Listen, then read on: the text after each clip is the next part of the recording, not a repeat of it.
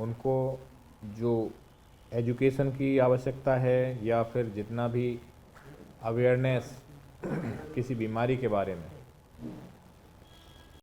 चढ़कर हिस्सा लेते हैं और जन जन तक ये अभियान एक बड़ा अभियान बन रहा है धीरे धीरे, और आवश्यक भी है। हो रहे हैं कोविड-19 को जैविक युद्ध की संज्ञा भी आप लोगों ने दी,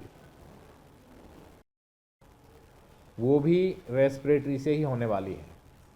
एक ही तरीका है एक वाइड स्प्रेड का रेस्पिरेटरी का, और अभी की जो स्थितियां हैं आप सबने देखा कि सीओपीडी के लिए अगर कोई बड़े फैक्टर्स हैं तो एयर पोल्यूशन एक बड़ा फैक्टर अब निकल के आ रहा है, जो कि एक स्मोकर्स की डिजीज़ मानी जाती थी।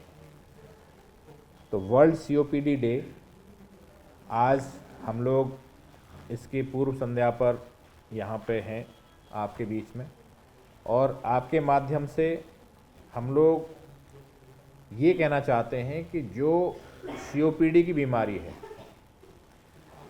सीओपीडी की बीमारी स्मोकर्स की बीमारी ज़्यादा रही, और इस समय स्मोकर्स के अलावा भी बहुत सारे लोगों में देखने को मिल रही है। कई लोगों को ये ऑब्जेक्शन भी रहता है कि हम तो ऐसे हैं कभी स्मोकिंग नहीं किया लेकिन फिर भी ये बीमारी हो रही है। तो जो अभी चर्चा हो रही थी वो यही थी आप सबसे कि हम लोग किस तरह से पॉल्यूशन की जो समस्या है, एयर पॉल्यूशन की, ये सबसे बड़ी समस्या पूरे देश और दुनिया के सामने है। बड़े बड़े शहर रेड जोन में आ रहे हैं, PM 2.5 के स्तर रेड जोन में है, तो एक बड़ी समस्या है।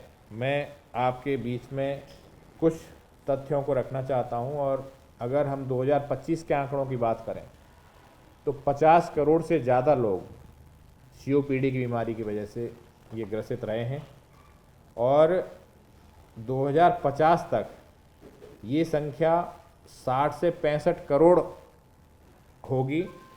और ये जो एयर पोल्यूशन की जो समस्या हम लोगों ने रखी बार बार आपके सामने, इसके बढ़ते मामलों से धूम्रपान की भी जो आदतें हैं उसको भी आप देख रहे हैं कि ये एक नया चलन ये देखने में आ रहा है कि जो बीमारी एक 45 साल 50 साल 60 साल की उम्र में होती थी, वो बीमारी कहीं न कहीं अब युवावस्था में भी आ रही है। 30 वर्ष के भी सीओपीडी के रोगी मिल रहे हैं, 35 के मिल रहे हैं, तो ये आगे की तरफ बढ़ी है।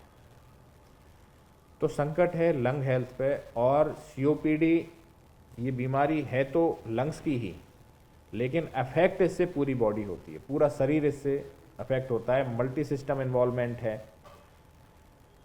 और यदि हम लोग इस बीमारी का ऐसे कंट्रीज में देखें जहाँ रिसोर्स लिमिटेड सेटिंग्स हैं, जो गरीब देश हैं, उनमें इससे जो महिलाएं हैं उनमें भी ज़्यादा देखने को मिल रही है बीमारी। स्मोकिंग की अगर आप देखें टेंडेंसी तो महिलाओं में भी बढ़ी है। कई जगह आप लोग अब पाएंगे कि पहले एक पर्दा रहता था कि महिलाएं स्मोकिंग करने में थोड़ा हिचकती थीं, लेकिन अब ऐसा नहीं रहा है।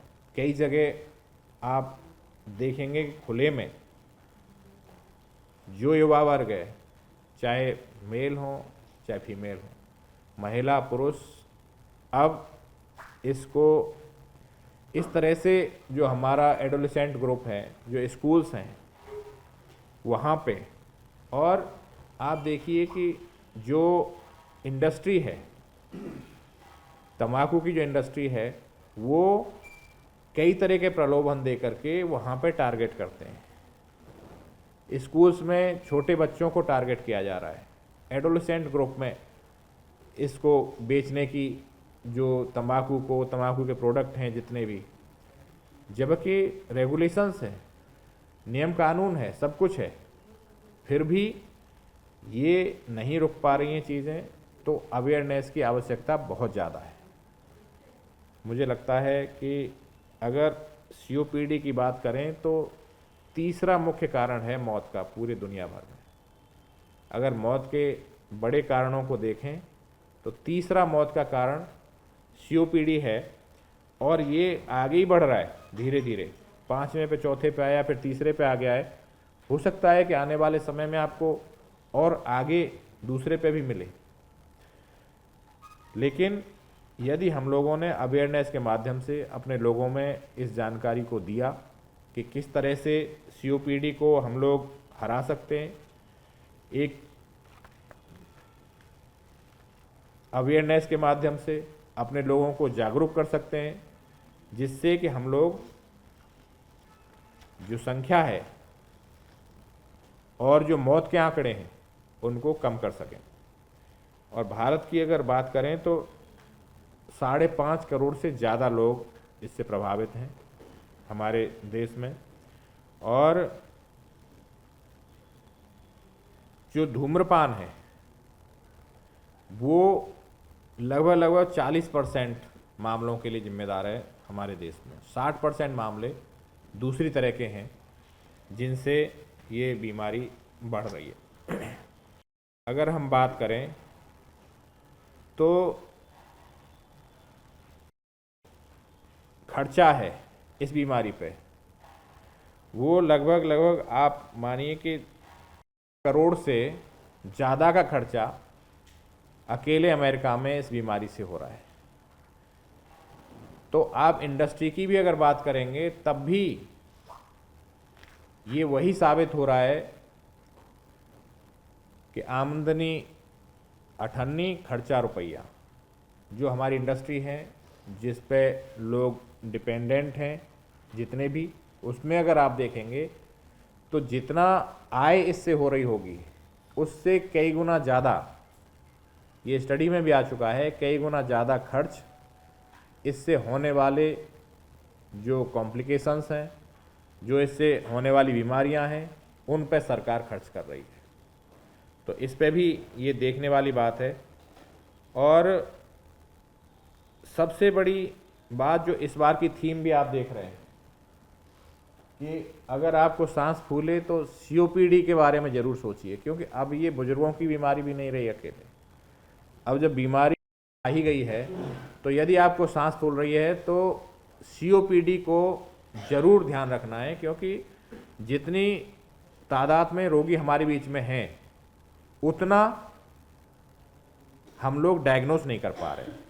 कहीं ना कहीं वो अंडर डायग्नोस्ड है।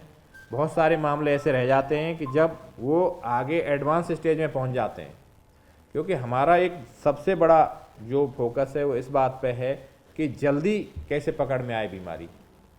यदि जल्दी पकड़ में आए तो हम रोक सकते हैं, हमारी बात सुनेंगे लोग।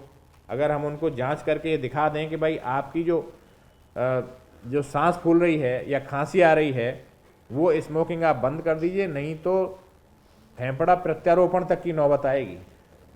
जो एक अंतिम स्थिति है वो लंग ट्रांसप्लांटेशन की है।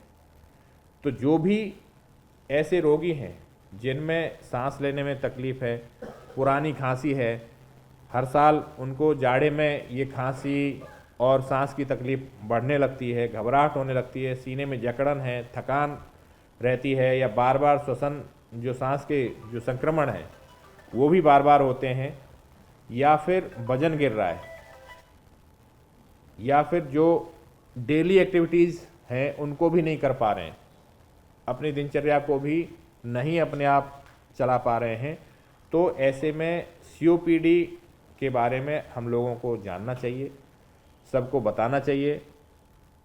ये जब हम लोग पुरानी बातें जब देखते हैं, लगभग 20 साल पहले की जो काम करे, सरकार अपना काम कर भी रही है, लेकिन यदि हमारे लोग इस बात को समझ जाएं कि ये मौत की तरफ लेकर जाएगा, ये रास्ता मौत की तरफ ले जाएगा, जल्दी मौत आ सकती है इससे, तो उस पे ना चले हमारे लोग।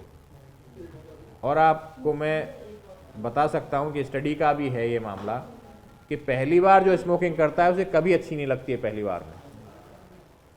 पहली बार में ना स्मोकिंग अच्छी लगती, ना शराब अच्छी लगती किसी को, ये मैं बता सकता हूँ, क्योंकि कई मामले रैगिंग वगैरह उस समय बहुत होती थी, तो ज़बरदस्ती सिगरेट पिलाना, ज़बरदस्ती शराब पिलाने की कोशिश करना, ये होता था। लेकिन हम लोगों को तो कभी अच्छा नहीं लगा, तो हम लोग नहीं आगे बढ़े। तो पहली बार में किसी को अच्छा नहीं लगता है ये। फिर वो एक पीयर प्रेशर होता है, साथी हैं, अपनी बातें, और कई हमारे फिल्मों में भी बहुत खुल के चलता था, मर्दों वाली बात कोई करता था या फिक्र को धुएं में उड़ाते चले गए लोग। तो ऐसा भी जमाना रहा है। तो फिक्र को धुएं में तो उड़ाइए, लेकिन धुआं मत उड़ाइए कम से कम। अगर आप धुआं उड़ा रहे हैं, ऐसे ही पॉल्यूशन इतना ज़्यादा है, आप और ज़्यादा धुआं लेना चाहते हैं अंदर, तो पॉल्यूशन से बचाव के लिए जहाँ पे हम लोग अवेयरनेस की बात कर रहे हैं, तो वहाँ स्मोकिंग तो बिल्कुल बंद हो जानी चाहिए, पूरी तरह से बंद हो जानी चाहिए।